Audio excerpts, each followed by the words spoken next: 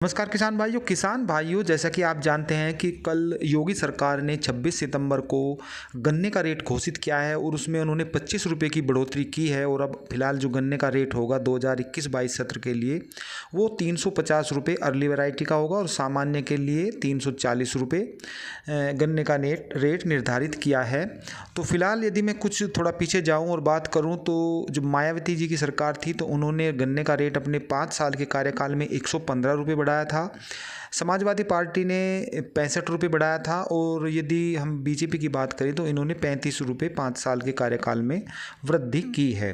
इस संबंध में मैंने किसानों से कमेंट भी मांगे थे तो कुछ किसानों ने अपनी राय इस बारे में दी है कि वे वृद्धि को काफ़ी मानते हैं या ना काफ़ी है और इसका क्या प्रभाव पड़ेगा, इन बारे में किसानों ने अपनी राय दी है। तो मैं यहाँ कुछ खास किसानों के मैसेज पढ़ रहा हूँ। इनमें सबसे पहला मैसेज ले रहा हूँ मैं जिसान खान का। इन्होंने कहा है कि हमारे यहाँ चीनी का जो पड़ता है वो ज़्यादा आता है लेकिन फिर भी हमारा रेट कम है, तो हमारा रेट 450 रुपये तो होना ही चाहिए। अगला जो मैसेज है वो निशांत शिवाज का है और ये कहते हैं कि 5 साल में 35 रुपये बढ़े हैं और इलेक्शन टाइम में अब 25 रुपये बढ़ाए हैं, तो जो नेक्स्ट इलेक्शन है तब तक कोई भी गन्ने का रेट नहीं बढ़ेगा।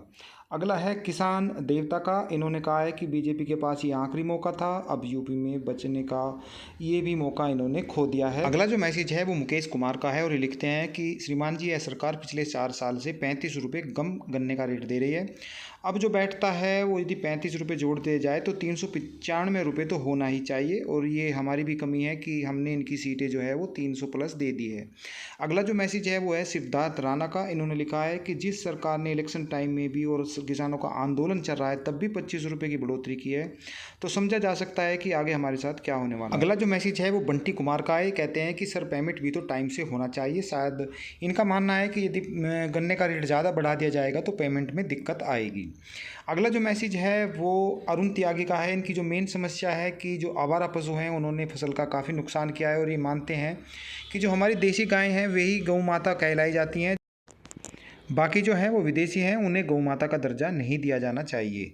दूसरा जो कमेंट है वो आ रहा है गुजर अजीत प्रधान का। ये कहते हैं कि 25 रुपये बढ़ाए हैं, इसका कोई फ़ायदा नहीं है। किसान जो है अपनी वो मेहनत की पैसे मांग रहा है, कोई भीख नहीं मांग रहा है, इससे कोई फ़ायदा नहीं होने वाला। 400 का रेट होना चाहिए। अगला जो कमेंट है वो विक्रांत यादव का है। लिखते हैं कि यही तो बीजेपी की सोच है और इसी से किसानों की आय जो है वो 10 गुना होगी। शायद किसान ये सरकार पर तंज कस रहे हैं। अगला जो है आदित्य का है। ये कह रहे हैं कि अब किसानों के लिए मरना ही सही है।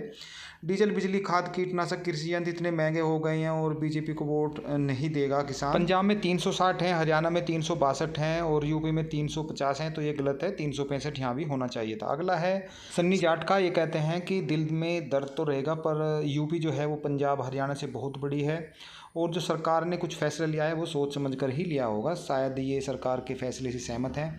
अगला है अनिल शर्मा का। ये कहते हैं कि महंगाई को देखते हुए गन्ने का मूल्य 400 रुपये क्विंटल होना ही चाहिए। अगला जो मैसेज है वो है विकास चौधरी का। लिखते हैं कि योगी सरकार को महंगाई को ध्यान में रखते हुए गन्ने का मूल्य तय करना चाहिए था। पेट्रोल, डीजल, यूरिया, डाई, इन सभी की चीज़ें महंगी हो गई हैं और 25 रुपये बढ़ाया है वो कम है। कम से कम पंजाब हरियाणा सरकार के बराबर तो इन्हें रेट करना ही चाहिए था। आगे बबलू गंगवार हैं। ये लिखते हैं कि कम से कम 400 रुपये तो होना ही चाहिए। 25 रुपये से तो ज़्यादा खर्चा छिलाई पर आ जाता है, इन 5 सालों में बढ़ा है। और अगले जो है सत्यम जाट, ये लिखते हैं कि योगी सरकार तो सबसे कमज़ोर सरकार निकली, इससे ज़्यादा तो जो अन्य सरकारें हैं उन्होंने रेट बढ़ा दिया था। आगे है प्रमोद कुमार जी। ये लिखते हैं कि जब एक देश एक झंडा एक देश, तो गन्ने का रेट जो है वो अलग अलग कैसे है।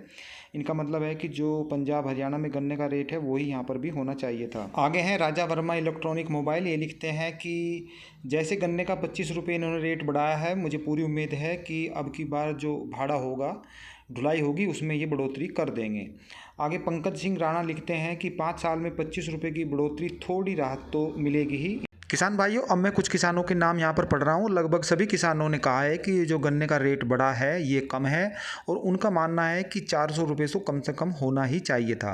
अब मैं इनके नाम ले रहा हूँ। इनमें प्रवीण शुक्ला, अमन पंडित, पुष्पेंद्र कुमार, उज्जवल सोलंकी। उज्जवल सोलंकी ने काफ़ी सख्त लहजे में सरकार की खिंचाई की है। इसके अलावा मैंग चौधरी, खान अफजल, आदित्य कुमार, देसी बोए, दीपक चौधरी, शिवम भारद्वाज, इन्होंने 500 रुपये गन्ना के रेट की मांग की है।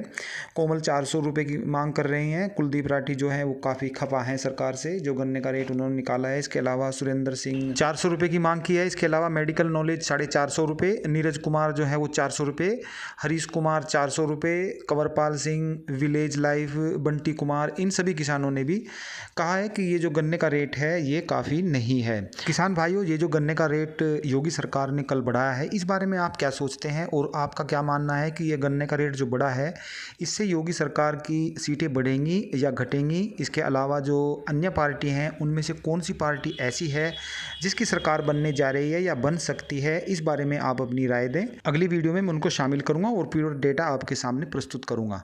फिर मिलते हैं ताज़ा अपडेट के साथ, तब तक के लिए सभी किसान भाइयों को नमस्कार।